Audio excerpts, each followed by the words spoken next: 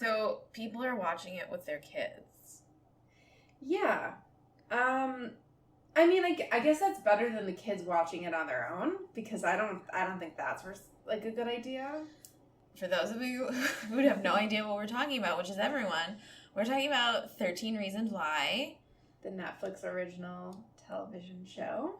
My speech is a little slurry right now because my allergies are going haywire, as I used to say. You're always sick when we record. I know. I don't know what that... I don't know. Maybe I just, like, geek myself up. Yeah, we're talking about 13 Reasons Why. Yeah, I don't think you and I have talked about it yet. No, because you were done so much sooner than I was, and then by the time I was done, I think you were just, like, done talking about it. Yeah, because I think I went... Well, I did. I went on a rant with a friend who, like, really enjoyed it. I mean, like, here's the thing, is that it's not that I hated it. And while I was watching it, I wanted to keep watching it, but at the same time, it kind of felt like a chore. Like, I just wanted to be done with it. Yeah. And it was, like, kind of painful. I was like, when is this going to be over? And I did feel accomplished when I finished it. I'm still not, like, totally sure what Clay... Did he do anything?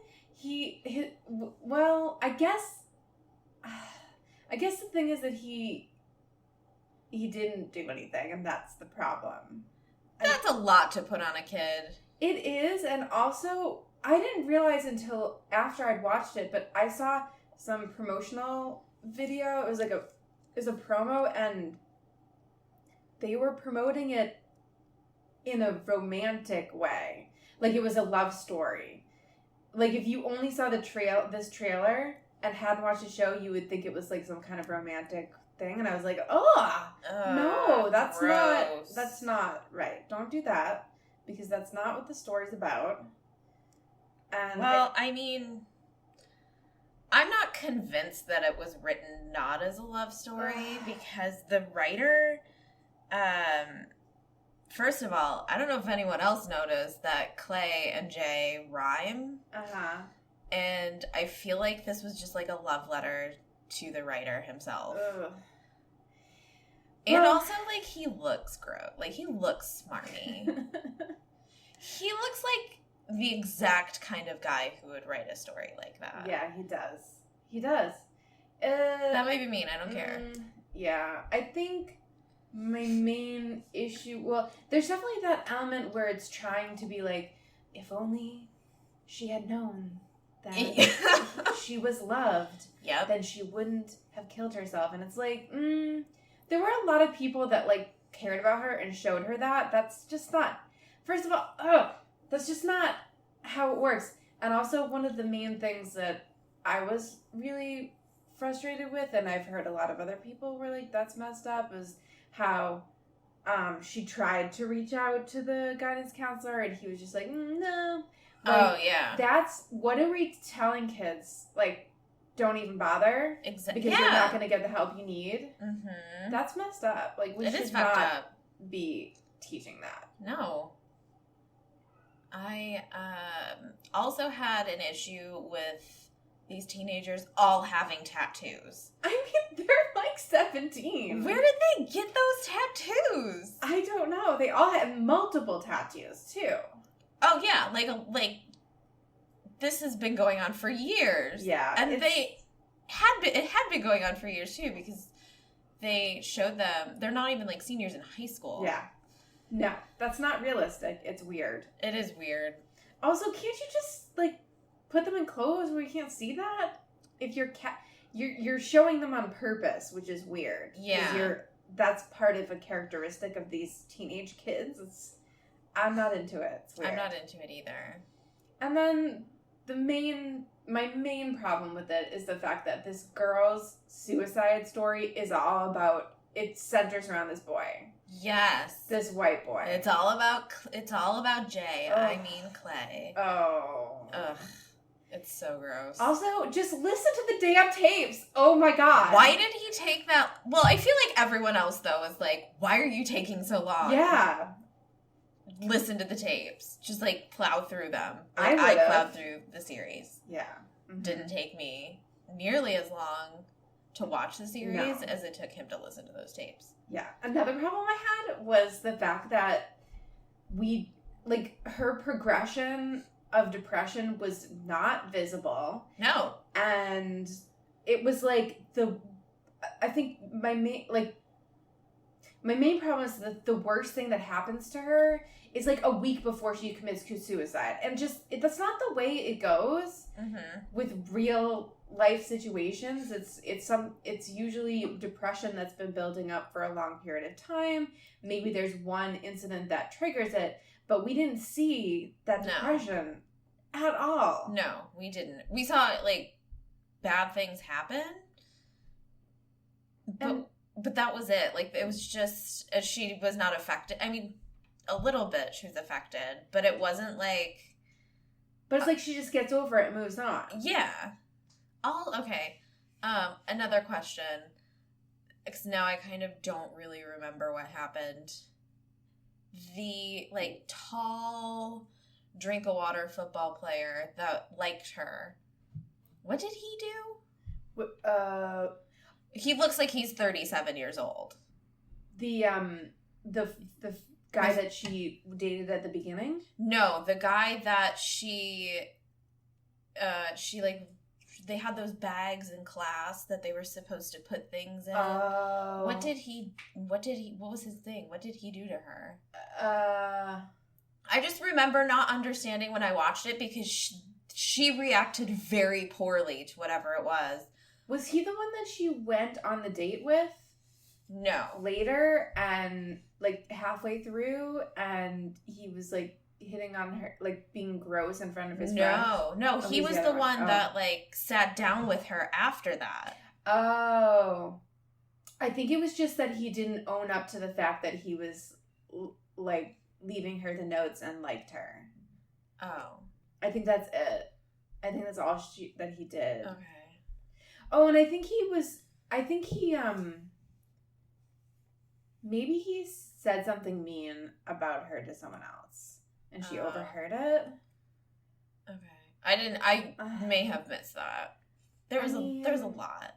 Oh, another thing that bothered me was, this is not a show you should be setting a second season up for. No. I don't know if I told you this, but I didn't realize until, like, a month after I watched it, because someone else was talking to me about it, that it was set up for a second season with the school shoot. Apparently there's a school shooting, like, set up.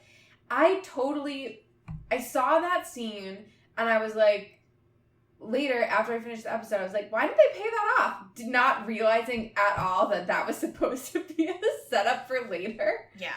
A later season. I was like, oh. I thought that was going to pay off, and then it didn't at all. And I was like, that was just some random, like, red herring. Yeah. But it wasn't. No, that's going to be season 2. Okay. I don't need that, though. No. Also, aren't the 13 reasons why that kid is going to shoot up the school is everything we've already seen?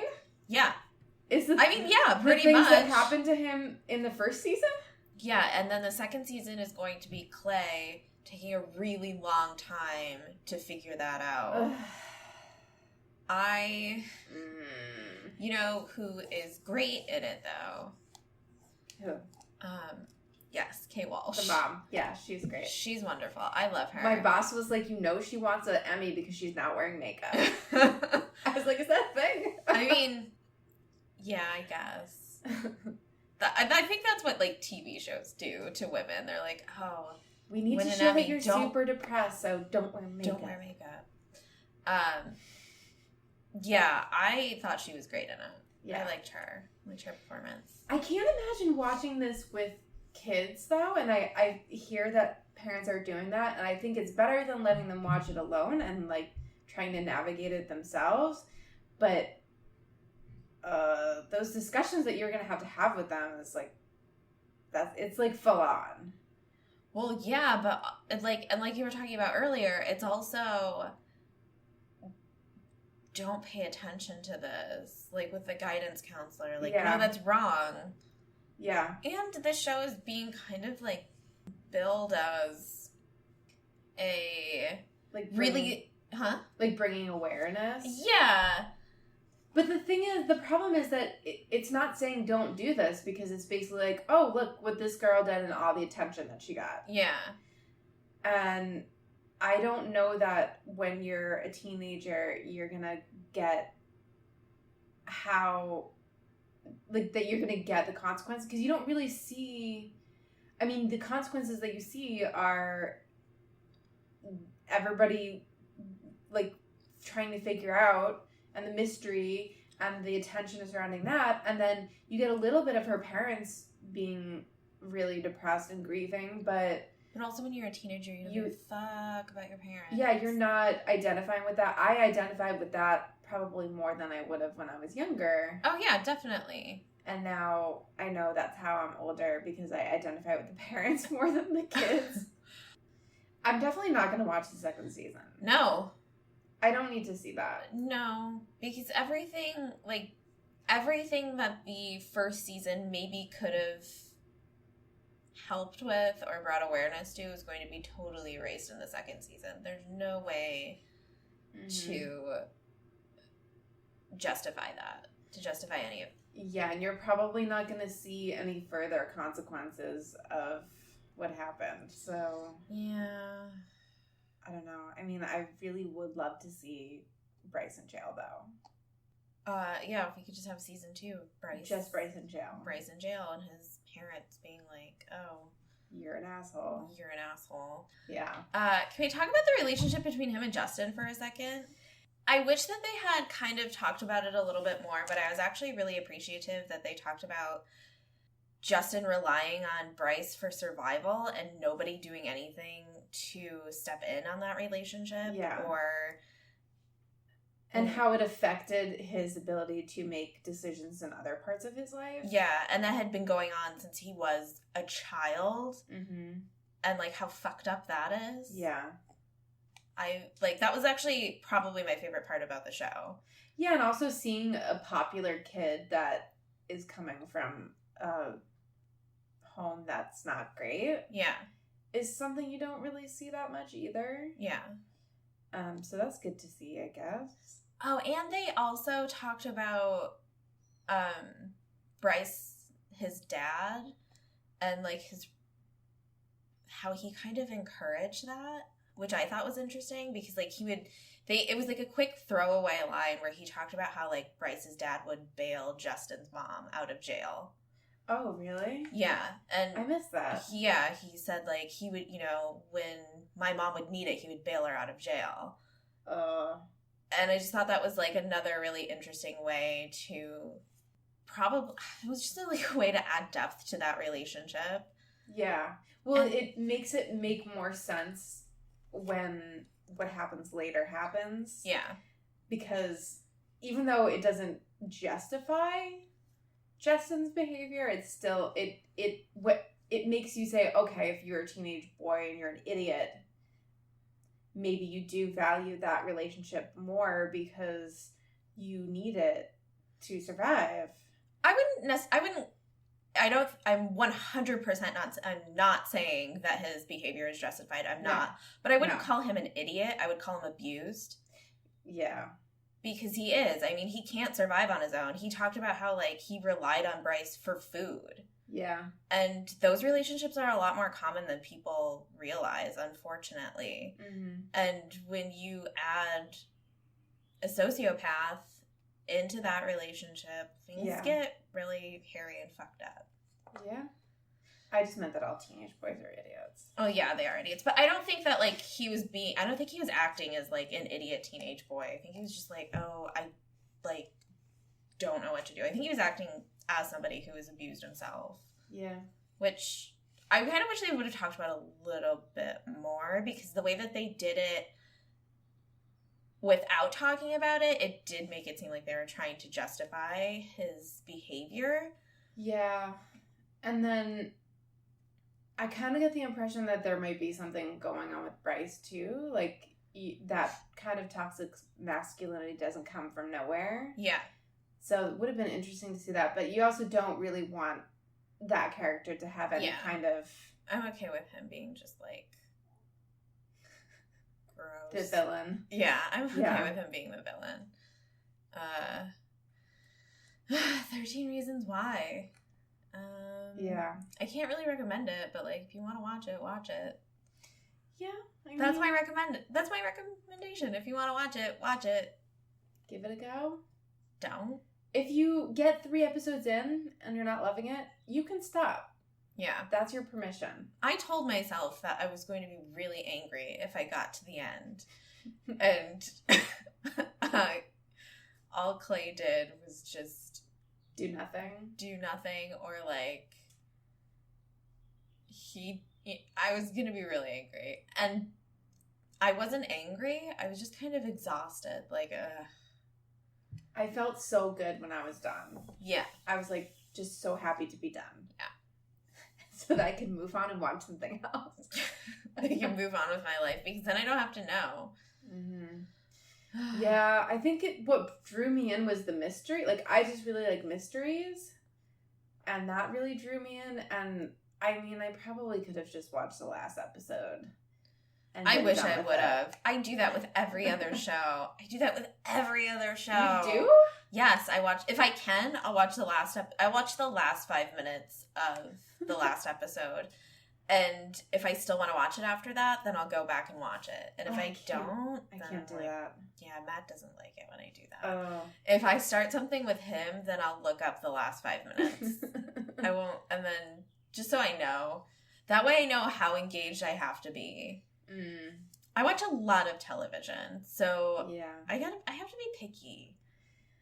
Yeah, I feel like this year is the first time is the pickiest I've ever been, and the first time I've just stopped watching shows and not felt any kind of guilt about it, because you just, with how much there is right now, you just can't be watching things that you're not super into. No, it's a waste of time. Who has time for it? I don't. And it's also interesting because everybody's watching different things at different times. So that I think that's pretty new, isn't it? You know, like, it used to be whatever comedies were on, everybody was watching the same ones. And then you talk about it around the water cooler. But with streaming and binging, people are watching it at different rates and different paces and sometimes at totally different times. Yeah. And it's kind of a weird thing. It is weird. Right now, like, sometimes I find myself being like, oh, I have to watch this because this is what everybody else is watching and I want to be able to be part of the conversation, even though it's maybe not what I would want to be putting my time into. Yeah, I feel like a couple years ago I would do that, but definitely now I'm just like, I don't care. Like, we just started watching Sports Night again, and there's only 2 seasons of that, and it was, I think it was pre-9/11, that show. Wow. So, I mean, it's old. Like, nobody's going to be talking about that tomorrow. But you know what? I want to watch it. Because I remember watching it as a kid and enjoying it. Like, I watched it with my mom. But I also didn't really remember anything about it. There's a laugh track. I don't think I ever watched it. It freaks me out. I think we talked about that on the podcast last episode. Did we? Because it freaks me out. It's like, what? No. Yeah, we were talking about alternate realities. Yeah, because I'm convinced. I told my mom I don't remember exactly what it was, but, this is a common one in the Mandela Effect universe, but I didn't know that the Lindbergh baby was found. I didn't know that. Okay. And, like, my entire life, I thought that, like, there was this huge mystery surrounding who had taken the baby because they never found it. Did they find out who took the baby? Yeah, and they found the baby's body. I don't know if I knew that. Yeah, okay. I didn't either. But that was also something that, like, my mom and sister and I, like, we would watch documentaries about. So it was weird to me that I didn't know that. And I texted my mom and I was like, I think that my dimensions switched, and in my original dimension, Limber Baby, was never found. And my mom was just like, well, they found who did it. And I was like, no, they found the baby's body too. And she's like, no, they didn't. No. And then I tried explaining the Mandela effect to my mom, and she was just like not having any of it. Wait, how do you explain the Mandela effect? Well, it's like the Mandela effect it came up a few years ago with the Berenstain Bears. Bears. Yeah. So what it is that you're living, I'm going to try to do this the easiest way I can think of. Right now we're in one dimension. Mm-hmm. And in this dimension right now, we're talking about, we just talked about 13 Reasons Why. Mm-hmm. And everyone listening, they heard us talk about 13 Reasons Why. Mm-hmm. But then in another dimension, we talked about a different Netflix show. We talked about Grace and Frankie. Grace and Frankie. Just a really great show. We talked about Grace and Frankie for this episode. Mm-hmm. And then somewhere along the line, the two timelines are going to collide. And why? All of the people. And then people are people in different timelines? Yeah. Like say you're from Grace and Frankie timeline, and I'm from 13 Reasons Why timeline, and our timelines just, like, collided. The Terry Lynn from Grace and Frankie timeline doesn't exist now. Like, she's gone. And the Brie from 13 Reasons Why timeline doesn't exist. So you and I are now on a different timeline. And then when we go to talk about it, we're like, wait, this happened differently for us. Yeah, I mean, it's kind of just like, what is memory, you know? Exactly. I think we're, like, all just floating in all these different dimensions, you know? I mean, yeah, what if there was a way to change the way that you remember things? Like, I don't know if it's necessarily dimensions, but the way, like, planting false memories. Like, who says that's not possible? Exactly. That could be your truth that you remember, but it wasn't real. Yeah. But it's real to you. Like, but then also, like, if it's real to you, who's to say that it wasn't real in general? No, like, there's no way to prove it. Exactly. Okay, we went on a tangent that I wasn't expecting. Okay, new podcast idea. We're just talking about alternate reality theories. I could do that for a long time. I could do that. This is all Matthew hears me talk about all the time. So Mommy was not into that idea, though? No. I mean, maybe if I had a bit of a longer discussion with her about it, she'd be into it, but I don't. She was just like, I don't get it. I sent her a YouTube video to watch, and she's just like, nah, I'm not gonna have any of that. Speaking of mommies. Mommies. That's our subject today. It's MomSplain. A special edition. Special edition MomSplain. SheSplain, where we talk to our moms about themselves and their lives and us. Mostly us. Yeah. Well, why not? I mean, we're the reason they're moms. That's true. Actually, my sister's the reason my mom's a mom. But well, yeah, but your sister didn't exist and you did. And in some dimension, she doesn't. Your mom would still be a mom. Yeah. Yeah, so that's what we're doing. We interviewed our moms a bit ago. Mine was in November, and I think you interviewed your mom in December? I don't remember. Maybe? Yeah, sure. Or was it... I think it was December. Okay. I think it was around Christmas. Yeah. Yeah. And so even though it was a little while ago, we planned this. We were waiting so far in advance. We were waiting. We actually planned it. Mm-hmm. And then the first interview is going to be your mom. My mom and I talk about what she was like as a teenager and her relationship with her mother and parenting and, you know, being my parent and what it's like to raise an independent, different child is what we called it. Colorful. Yeah. What did you and your mom talk about? We talked about feminism, and we talked about being Hispanic but white passing, because my mother. My mom looks Greek. She doesn't look... She's had many people tell her that. And how even though she was Hispanic, people didn't really take that seriously, and she would hear a lot of unsavory talk around her office. Yeah. When people, when people don't think you're looking, they'll say anything. Right. And then we talked about my dad a little bit, and a few other things. A few other things on the mom list. You gotta listen to find out. Yeah. So let's get into that. Moms. So we'll start with my mom, and my mom's name is Janice, and she's super cool. I grew up on the East Coast in the Boston area, and my mom lived there almost her whole life. Recently moved to New Hampshire, and that's where we hung out, and I interviewed her.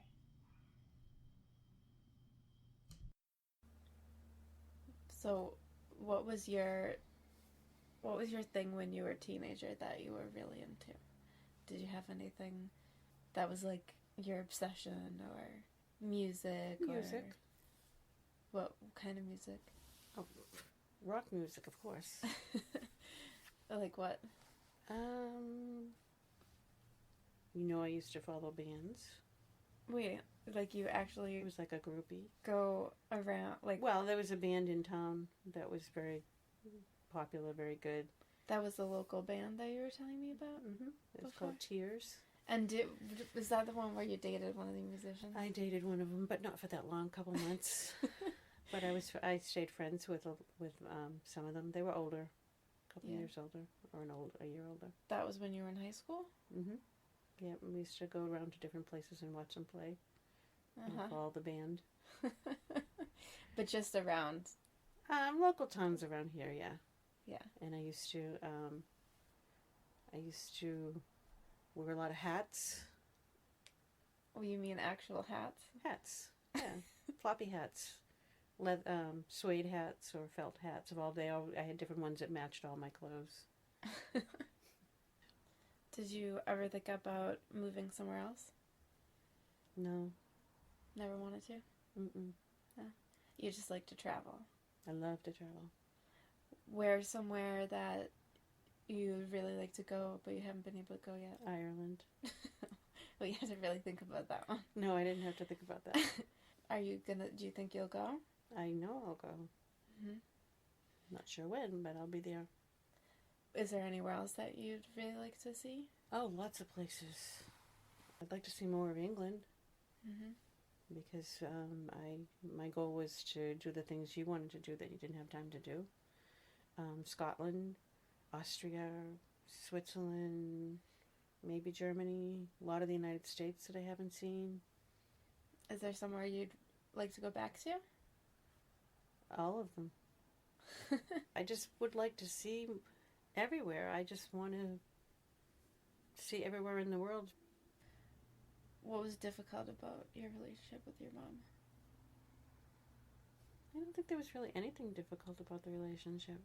I mean, I think when she got older, I probably was a little impatient with her because it was, she became more dependent on me. Was that hard for you?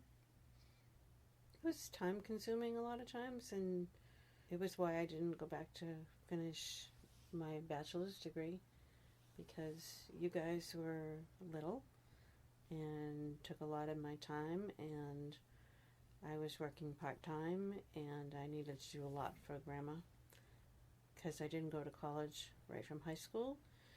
And about 5 years after I graduated, I went back, and it took me 9 years, but I got my associate degree when you were probably about, I don't know, 6 or 7? I remember your graduation. You do? Yeah. You do? What do you remember about it? I just remember being there. I don't really remember much about it. I remember we had to, like, get dressed up. And then we left from there and went, oh no, that was Dad's graduation. After Dad's graduation. Did we get a TD waffle? No, I don't remember what we did after mine, but after Dad's graduation, when he got his master's, we went up to Sugarloaf and went skiing with Uncle Ted and Uncle Ted and I remember Aunt that trip. Cheryl. That was the one I spilled. Was that when I spilled the hot chocolate? Yes, it was. So you must have been about 5 then. All 4 or over my 5. ski suit. Yes, and you we were on the chairlift heading back up the mountain and looked down and saw you in the snow doing snow angels. That sounds like me. It is like you. Yeah. You're very contrary sometimes. Me? Yes. So I didn't know that you were planning on doing a bachelor's degree. I was. That is my one regret in life, is that I did not go to college, because I think it would have made me a much more independent person. It was kind of a complex almost. When you hang around with most people that have college degrees and you don't, sometimes you feel like they had a much broader experience. They know more about a lot more things, and they became independent much earlier because they had to, because they were in college and I was home, so I didn't have to be as stand on my own 2 feet as much. So I decided to go back, and I got my associate degree, which was very difficult because I was working a full-time job and trying to go to school. And once I got the associate degree, my goal was to get my bachelor's degree.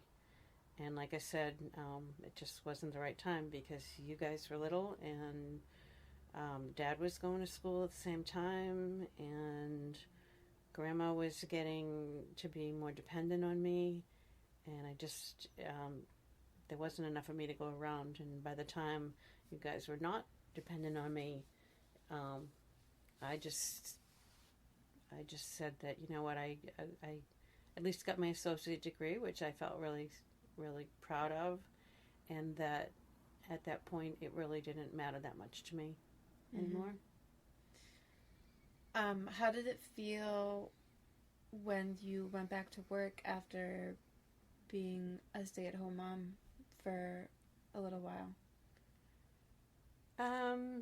Well, I felt that I made the right decision in staying home with you, and I don't think it's has to be the woman that stays home, but I think if you have kids, it's important for them, a parent, to be around, not maybe full-time, but I think as you got older in middle school and high school that it was more important for somebody to be around, like when you got out of school, that you weren't home by yourselves, and it led to kids hanging around, and you maybe having to handle things you weren't ready for because there wasn't a parent there. So I waited. I was happy to wait and do that. I did work part-time during that time, but after you were in high school, it felt really good to go back to work and have people to talk to and have accomplishments of my own other than raising kids.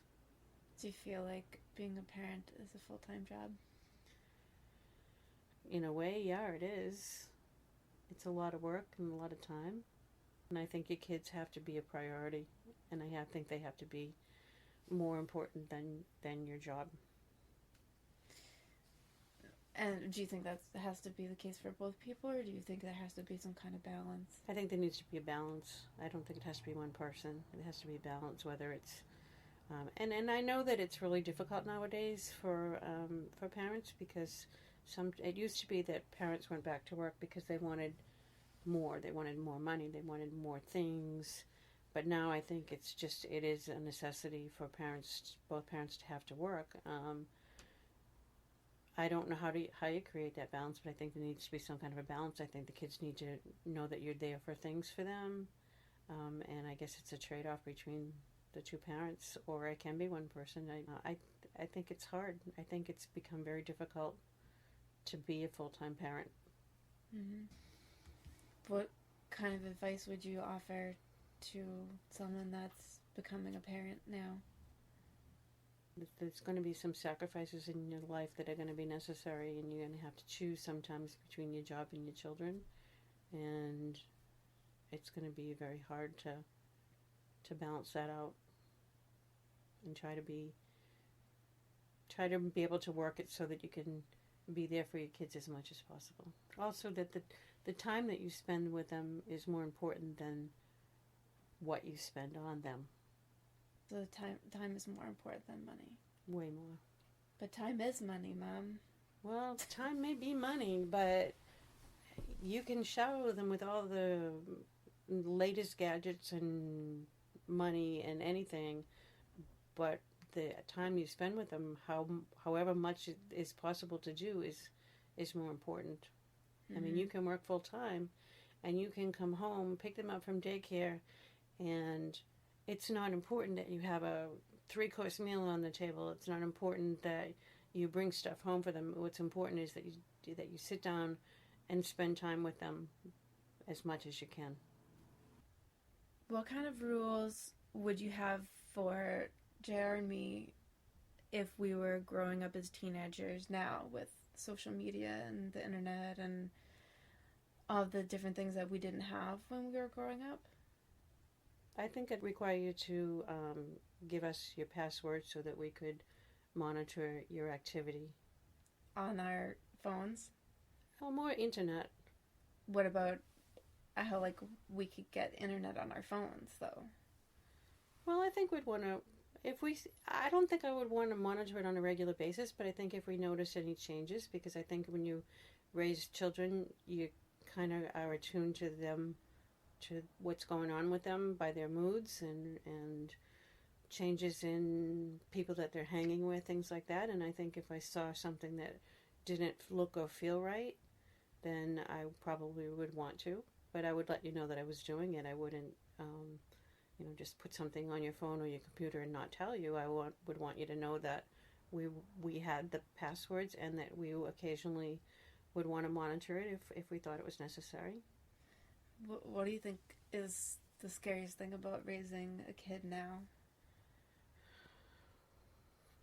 The fact that you don't have control over what they see, who they talk to, what's going on in their life. Everything is like when you were younger and before cell phones really became the norm. The best thing about being one of the parents that drove all the time is that the kids would be your friends and you would be sitting in the back seat and I'd be driving, and after about the first 5 minutes you all would forget that I was there and just talk normal, and I'd get to hear what your conversations were like, what your friends were like, and find out what they really were like, not what they were like when they were talking to me. And did you find that revealing? I did, sometimes. Do you think that doesn't happen today? I don't think it happens today because so much of conversations are on phones and on the computers that parents don't ever hear. I mean, when you were younger, if someone called for you, the phone rang and we knew you were on the phone with somebody, and for how long. Once cell phone came along, I mean, you could be talking to anybody on the phone in the car or in the house and would have no idea, and also have no idea where you were before cell phones.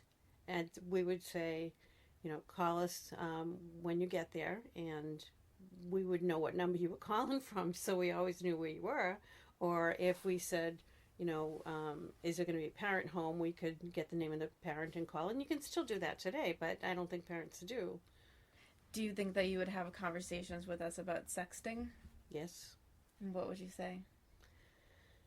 Same things I always talk to you about anything else, is that you have to remember that whatever you say to people, you can't take back. Whatever you put out there, you can't take back. And with the internet and phones, I mean, anything you send or anything you let anybody see is out there for anybody else to see, and that when you delete it, it's not gone, it's still there and can always be brought back, and that's your reputation, and you need to protect your reputation.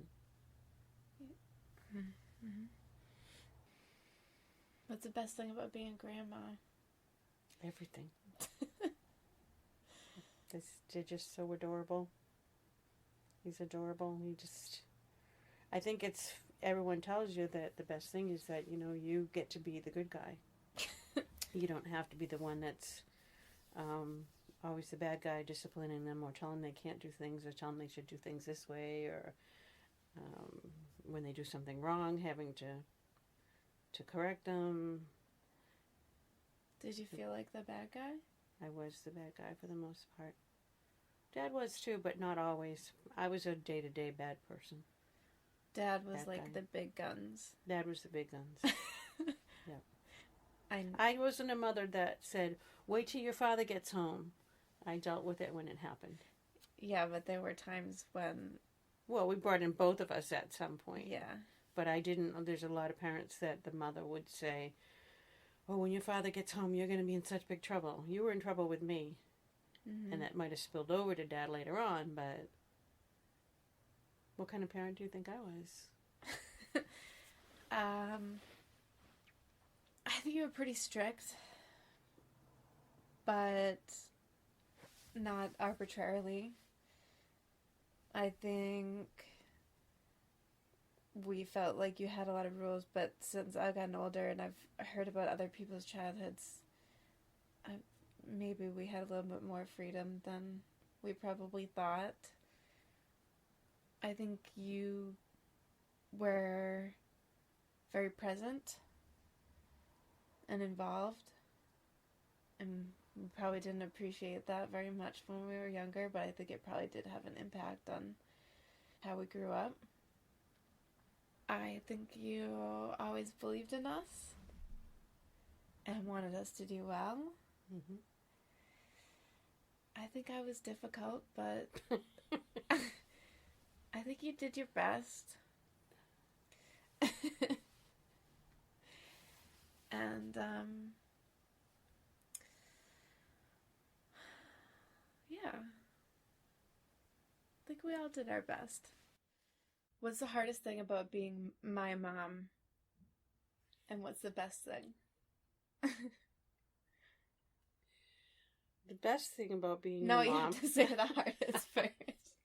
The hardest thing about being your mom is from the time you were a little girl, you had a real strong mind of your own, and you did not like to be corrected or told what to do or even try to help you, because you wanted to always do everything on your own, even when you were really little. And as you've gotten older, you've gotten more independent. And I think I've always said it's really hard to raise a really smart, independent child, because they don't want to listen to you. They want to do it on their own. They want to make their own mistakes, and that's very hard as a parent to watch a child do that. Mm-hmm. And what's the best thing?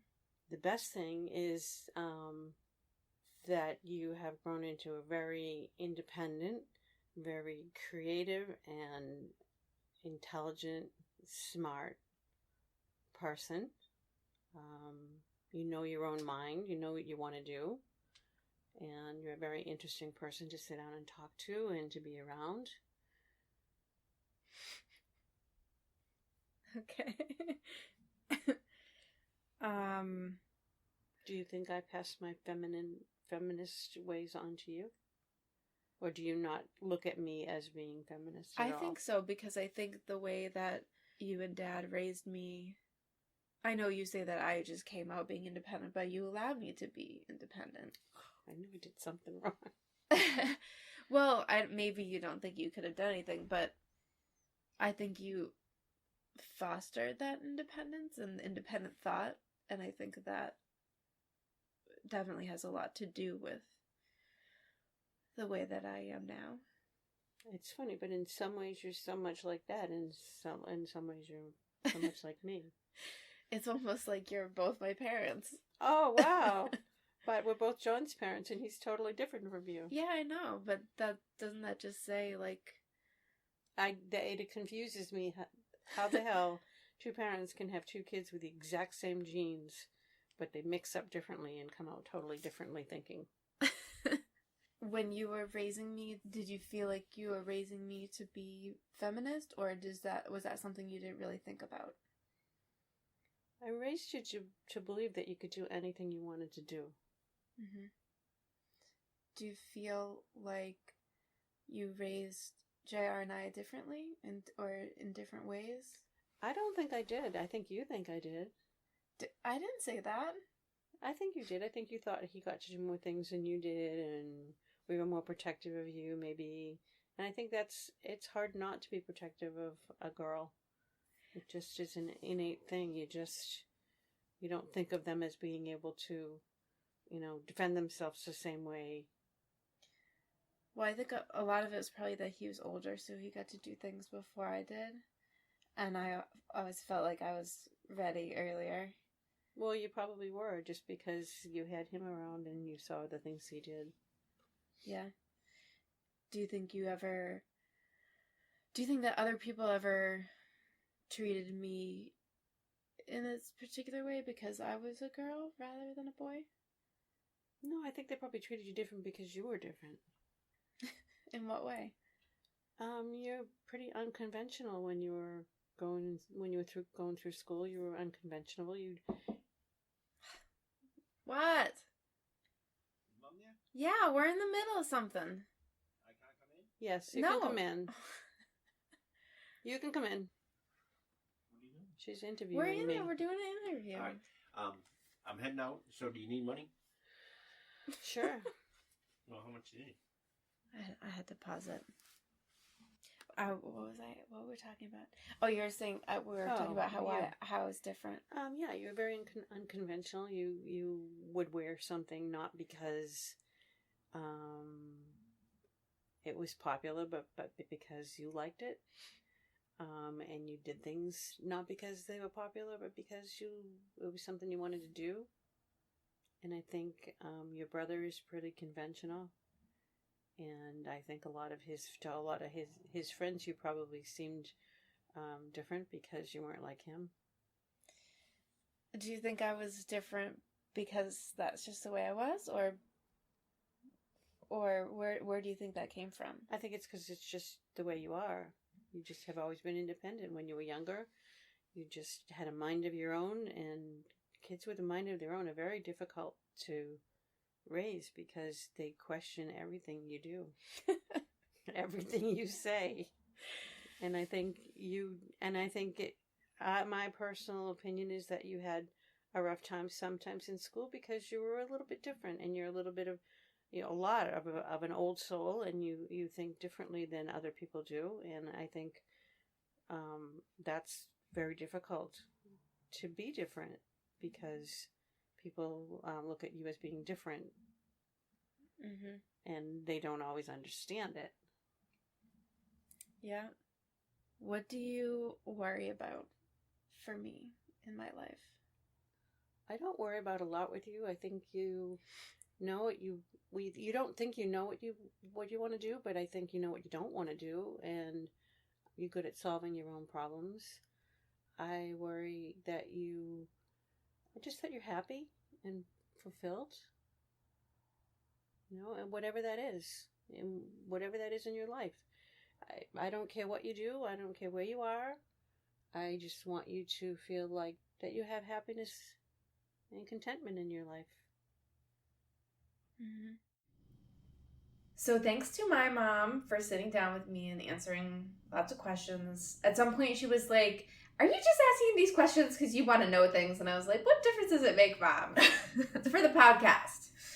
And, I actually learned some things that I didn't know about her before. And I think it's really fun and important to, ask your parents and your older family members about themselves and their lives. Because if you don't, those memories and those experiences will fade away.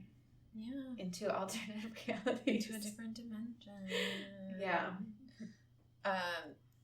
So next up is my mom, and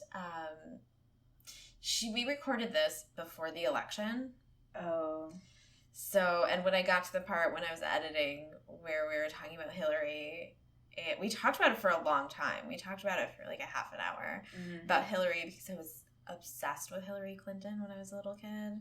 I loved her. We talked about my favorite toy as a kid, which was a briefcase that I had with like checks that had my name on it. That's and like adorable. a fake driver's license. Yeah, that was my favorite. But I had to cut all of that out because yeah, I still can't deal with that. Mm-mm. But other than that, we had like a really good, I mean, that was good too, that conversation, but you'll get to hear the rest of it actually, and it won't be cut out. So maybe the you that recorded it is in the timeline where Hillary is the president.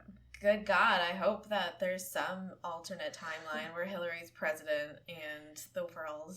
And why aren't we there? What did we do? I know, right? What? It's something really stupid too. Like, I didn't like turn a light on somewhere, and now I'm stuck in this dimension. It's the worst. All right, well, take a listen to Starlope. That's what she calls herself. And TL from Before Trump Dimension. Okay, first question. Who was the first feminist you remember seeing on TV? Gloria Steinem. What do you remember about her? She was interviewing with someone, and for the life of me, I can't think of who it was. Phil Donahue comes to mind, but I'm not positive. What did she say? She was talking about how women really had no rights because men thought they should just stay home, cook and clean, and be mothers, and women didn't want to necessarily do that, but they did it because they thought that's what they had to do. What effect did that have on you? I took it to heart because I agreed with her. She was the only one that at the time that was even saying it. And do you still agree with her? Do you look up to her? I look up to her because she said it when nobody else would. And I think that's somebody had to do it, and I think that was pretty awesome that she did. When do you remember being a feminist?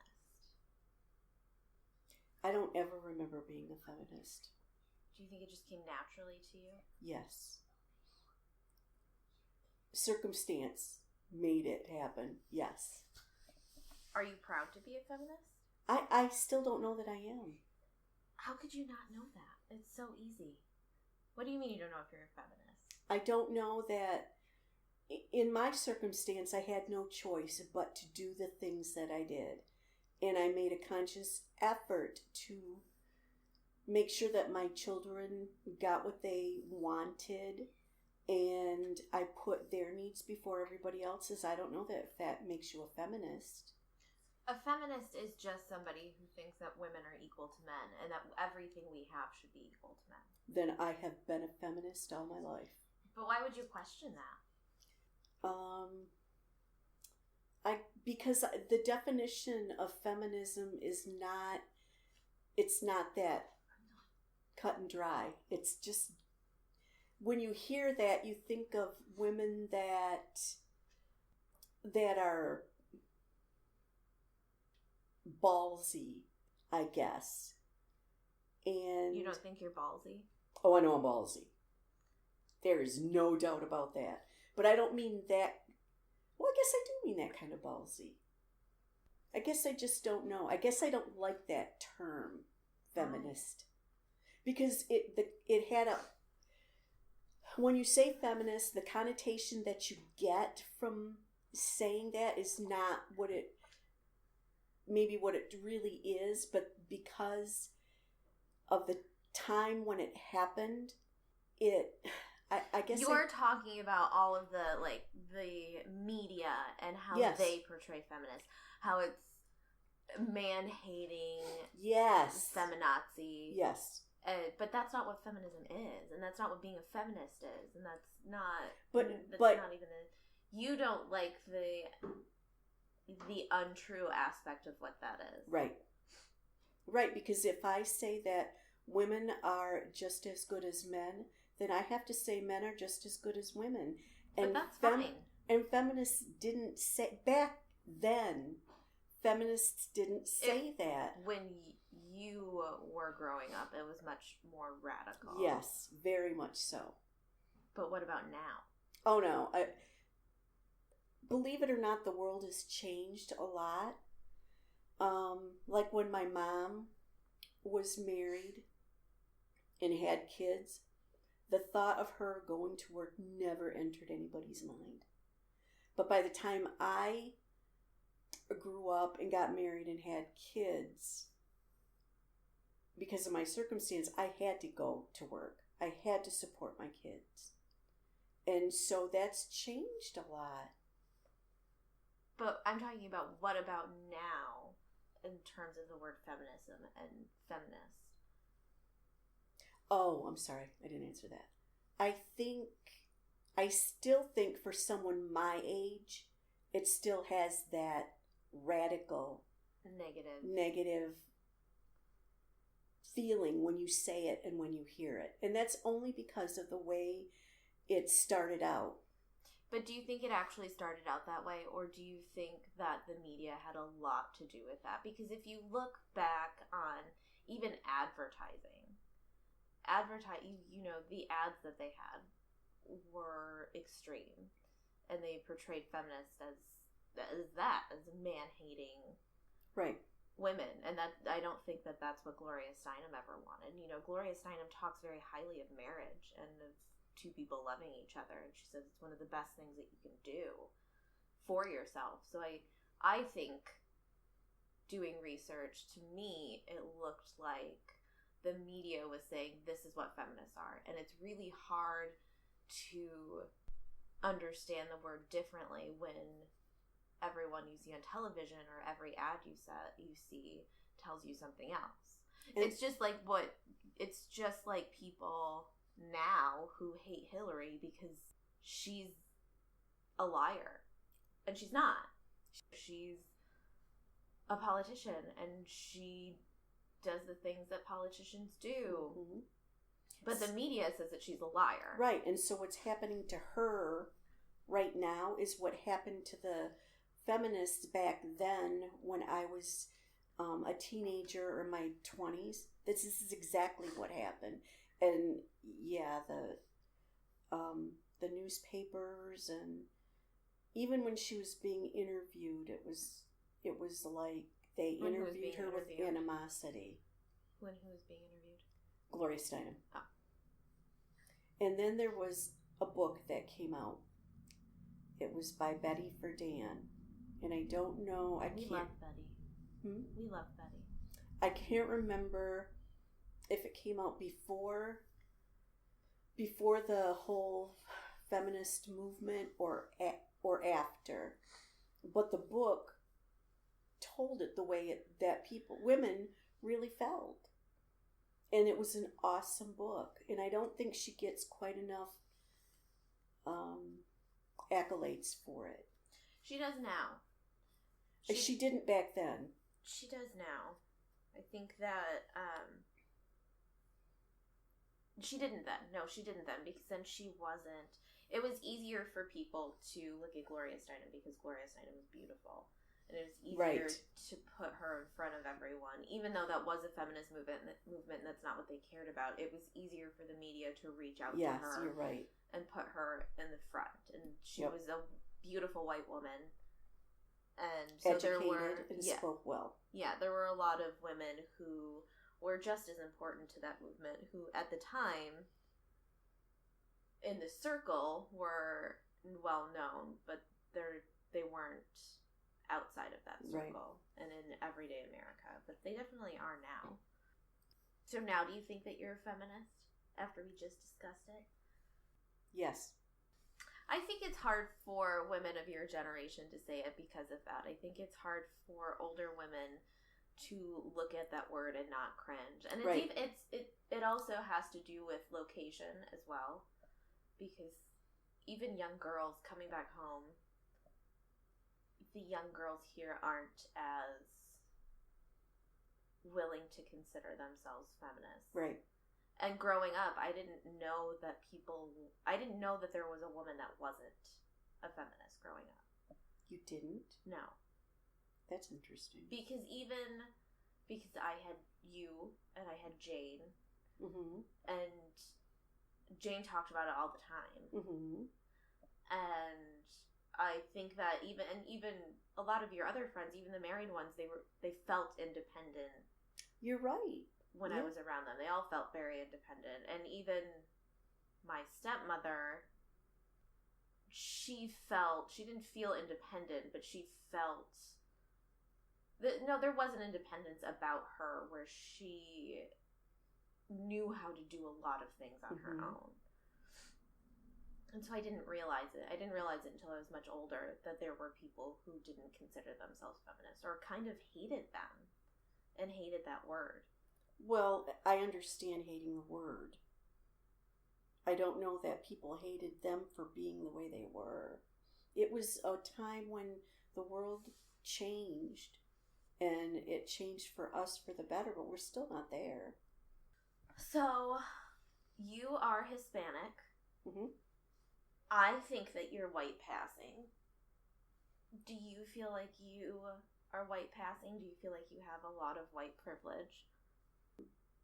There are times when I do, and there are times when I don't. I believe, honestly, that the first good job that I ever had, I got because of my last name. Why is that?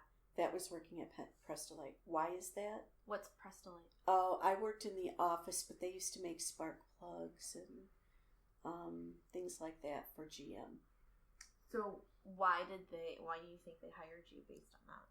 Because at that time, when I was entering the workforce, it was just the beginning of that civil rights movement where you needed to have so many Blacks and Hispanics in the workforce. Affirmative action? Yes. Yes. And do you think that they hired you because of your last name, but also because you looked white on top of it? Yes, I do. I always felt that with them. Were you ever discriminated against because of your last name? I know that when we've gone places before and people will look at your driver's license, they assume that you speak Spanish and they've started speaking Spanish. But has anyone ever discriminated against you because of your name? No. But when I worked at Prestolite, no, I've never been discriminated against. But this is the kind of thing that I had to put up with back then.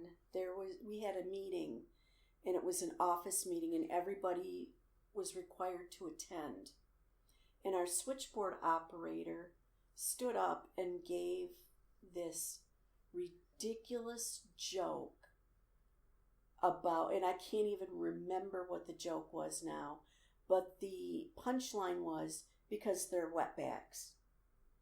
And it broke my heart. Everybody laughed except me. And I thought, this is what I have to look forward to.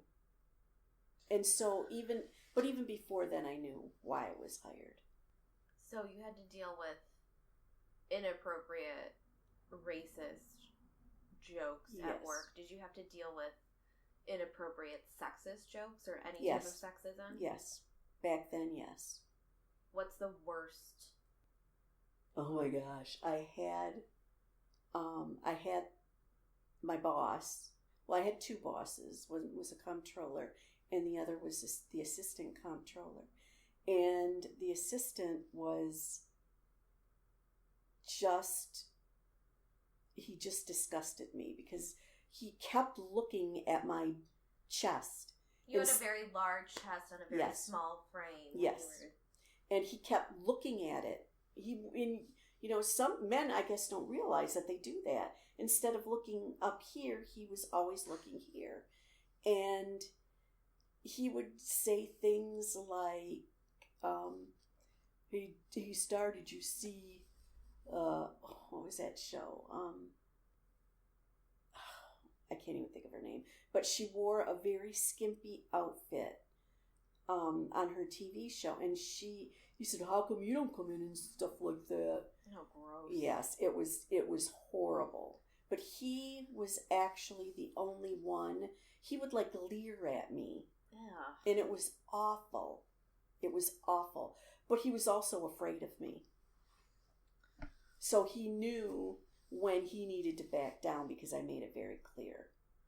So it was easy for you to shut someone down right away. It's always been easy for me to shut someone down. Do you think that that's because of your brothers? Yes. They made a point to show you early on that that wasn't acceptable? Right. What were you like as a teenager? I was quiet and reserved.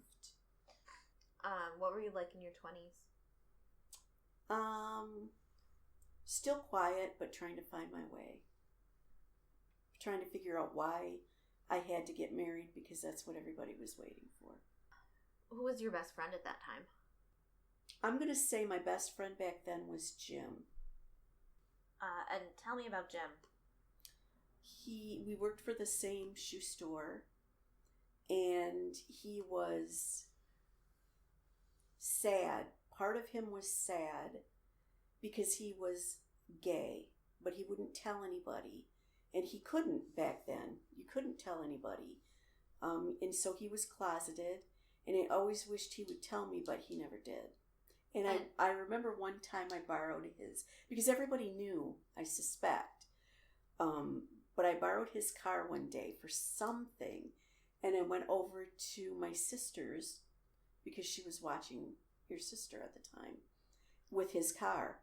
And then I must have went back to work or whatever, but the next day, my sister's neighbor came over and said, "Whose car did you have yesterday?" I said, "Oh, a friend of mine." He said, "Is he a gay guy?" And he was disgusted by that. And I said, and because Jim didn't tell anybody, it wasn't my place to say yes, he was. So I said, no, he's not. Did that hurt you? Yes. The disgust, because you knew what Jim was like as a person. Yes. And this other human being was judging him. Yes. He was absolutely judging. Absolutely. And it did break my heart. That was a hard time for you because you had my sister and you weren't in a marriage that you wanted to be in. Right. Did you rely on Jim at all for support? Yes. Yes. He was a big part of my life back then. I'm not so sure how I would have been able to get through it. He was a big light. He was. Now what about in your 30s? That's when you had me. Yes. And I what also were you like then?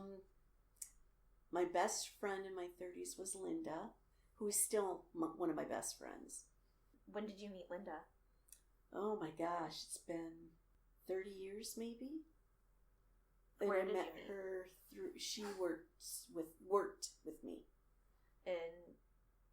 For the state and Child Yes. Protective Services. Yes, we both worked. Yeah. What about Linda attracted you to Linda? What about her was magical? I think she's magical. She is. She's just like a little fuzzy light, if that makes sense. She's a little imp. Yeah, she's She a little isn't fuzzy a light. little imp.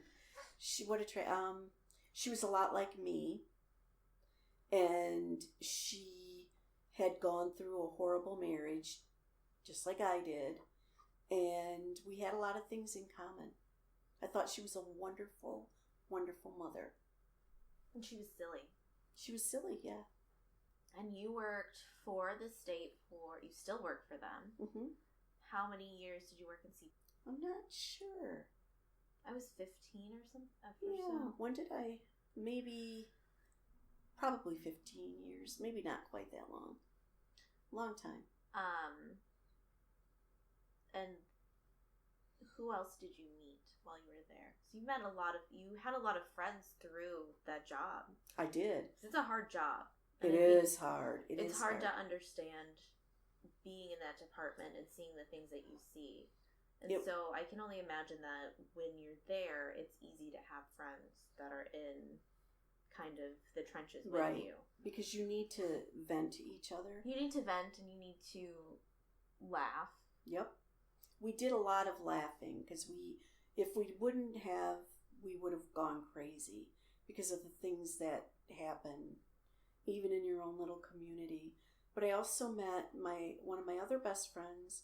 Her name was Jane Smith, and she was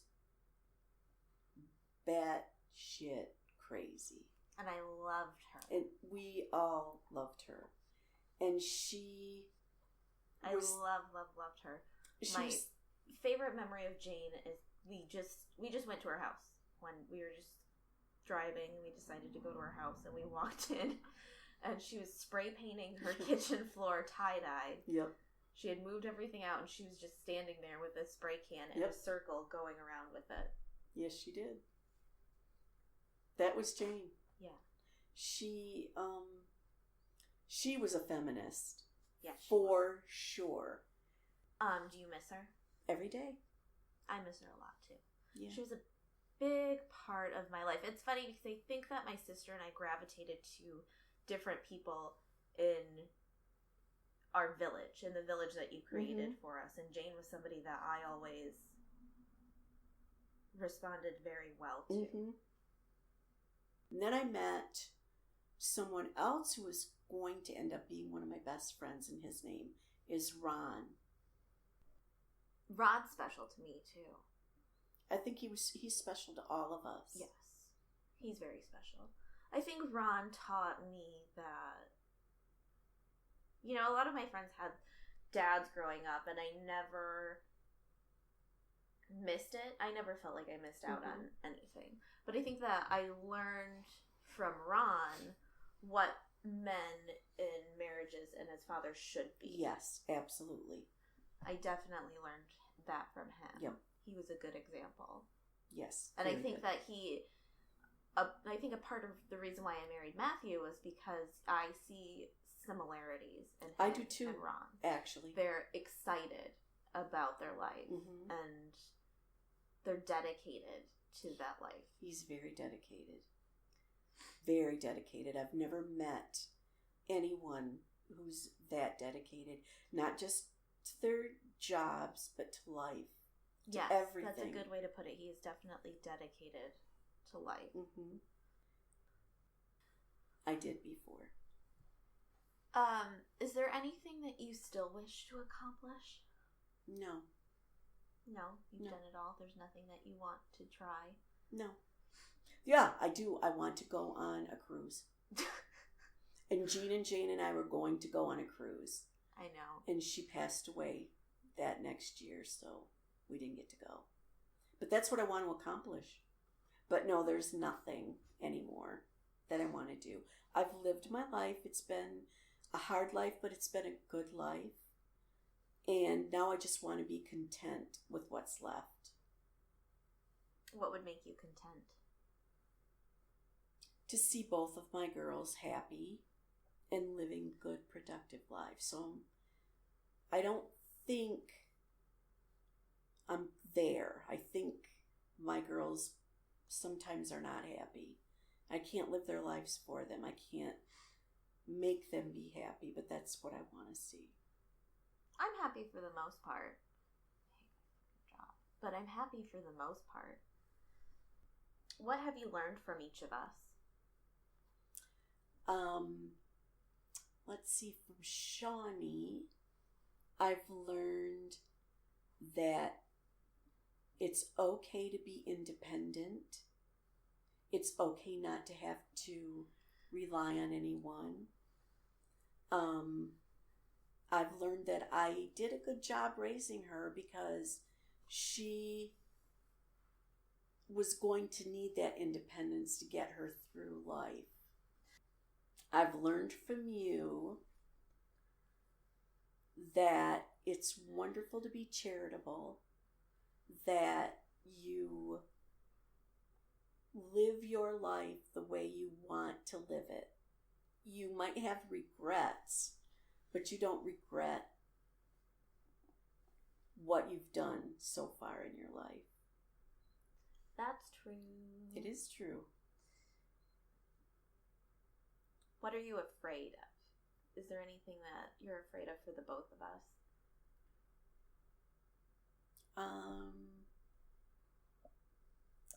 I'm afraid that Shawnee is so independent that she's not going to find someone because she doesn't think she needs anybody. I don't think she needs anyone. I don't think that she's the kind of person that should be with somebody 24/7. What was the question? I forgot. What are you afraid of for us? For you, I'm afraid that you... I guess I don't know what I'm afraid of for you. You're so... Well, you're not oh gosh, you're not perfect. Far from perfect. But you're...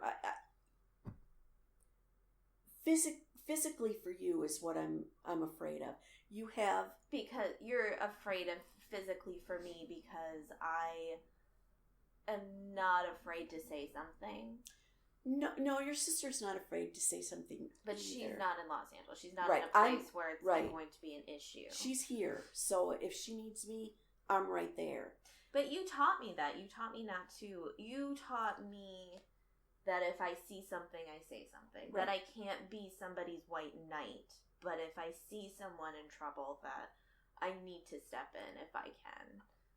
And sometimes I don't see if it's dangerous or not. Yes. Well, that does scare me. What kind of parent do you think I'll be? Strict.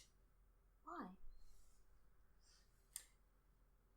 I think you sometimes expect kids to be perfect, and they're far from it. And, you might end up with a child that is not like you, that doesn't have your beliefs, that doesn't,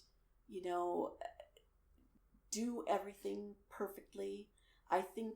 Perfect to my standards. Yes. And my standards are not the standards that... When you say perfect, you mean something very different than what is the average perfect. Right. It's your perfection. I don't know. That kind of worries me. That is one thing that worries me about you. You're very headstrong, and you will argue a point to death. You can't do that with kids because it doesn't work. Yeah, we'll see. What makes you laugh? Your Uncle Greg used to make me laugh. What would he do? He didn't have to do anything. He would look at me and give me a funny look. Or he... What's the hardest thing about being my mom, and what's the best thing? Oh, the hardest. Well, the hardest thing about being your mom is that you are right about everything. You're so strong-willed. That's true, though. Yep, and you know everything. That's always been the hardest part about being your mom. Even when you were 10, just like Peanut, you know everything. And you're always right. And no matter what anybody says, you will not be wrong. Okay, now what's the best thing? Oh, yeah. You turned out to be an exceptional woman. You are very charitable, which means a lot to me. You fight for the underdog, which also means a lot to me. And you are a wonderful daughter, sister, friend, and wife. Okay, that's it for real. Thank you. Sure. So that was my mom. She is going to be so excited that she was on an episode. She'll either be excited or terrified. Yeah. Because she's kind of like me. She'll get over it. She'll pretend like she doesn't like it, and then she'll really secretly like it. My mom was just like, "Don't make me sound stupid." Yeah, and that's what my mom said too. Don't say anything that makes you sound stupid. I can only help you so much. Just kidding. No, I mean, my mom didn't say anything stupid, so I didn't even have to worry about taking it out. So no, my mom didn't. Our moms are both very intelligent, smart, talented, interesting ladies. Now my mom's gonna be like, Brie had to say that for you. Mummies, we love you. We love you. I love you, Mom.